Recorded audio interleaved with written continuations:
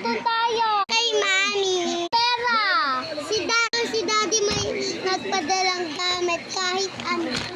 Wow, ang ganda naman nito. Daddy mo, hindi ko nga alam kung ano eh. Antok na ako. Kumuha yung yung pinadala sa akin. Wala ng toyo. Kahit saan mo binili? Ano ba yan? Ay, bunso. Noon. Si Daddy na naman, may pinadala na naman. Wow, pinadala sa atin? Ang rami.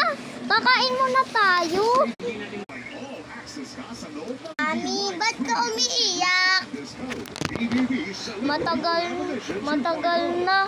Hinihintay ko pa rin ang daddy mo. May balita.